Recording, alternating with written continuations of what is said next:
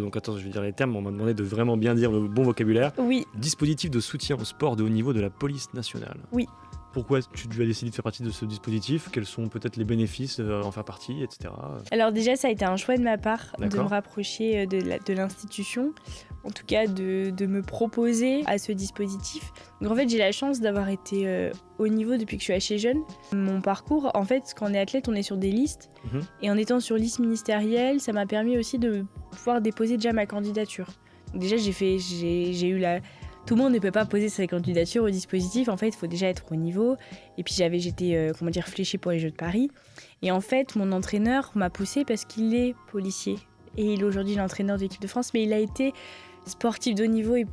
Enfin, il est toujours policier, mais il a été sportif de haut niveau pour la police nationale, pour les Jeux de Pékin et les Jeux de Londres. Et c'est quand même un parcours de vie qui ressemble un petit peu au mien. D'accord. Ok, Aussi ouais. au pistolet 10 mètres, avec un niveau qui était déjà incroyable.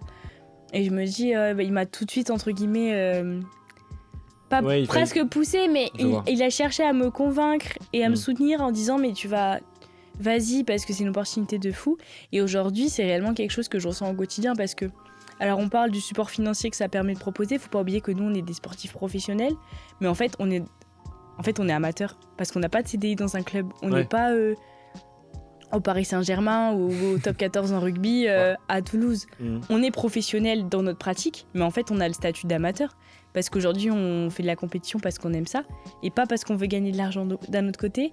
Pour nous soutenir dans notre démarche, on est obligé de se rapprocher d'institutions qui seraient prêtes à nous soutenir financièrement. Et il n'y a pas une fédération de tir? Je sais pas si je dis bien le Si, chose, mais on n'est pas salarié de la Mais- fédération, on mais est la des fédé- ouais. compétiteurs amateurs, ouais. Mm. Le statut d'amateur, il existe. En fait, c'est l'olympisme, l'amateur.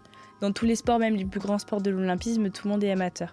Alors après, nous, on a un statut du coup maintenant qui est particulier, c'est qu'en étant policier, on a ce statut professionnel grâce à l'institution. Et en fait, on gagne notre petit sou, mais aussi on représente la police nationale à travers le monde aujourd'hui réellement. Ouais. Et aussi en France, quand on fait de la compétition en France, et surtout aux Jeux de Paris, de montrer que la police nationale, elle est dans les rues, elle est dans les bureaux, elle est à travers le monde, elle est aux frontières, etc. Mais elle est aussi dans les stades aux Jeux Olympiques. Et ça a été un moment aussi de communion avec le public, de montrer qu'en fait, les collègues, ils sont sur les terrains. Et aujourd'hui, j'ai l'impression d'avoir vécu ça encore plus fort que j'aurais pu l'imaginer. Quand j'ai signé, je savais que ça allait m'apporter un soutien, je savais que ça allait m'aider au quotidien, mais j'aurais pas imaginé que ça aurait pu m'aider autant humainement.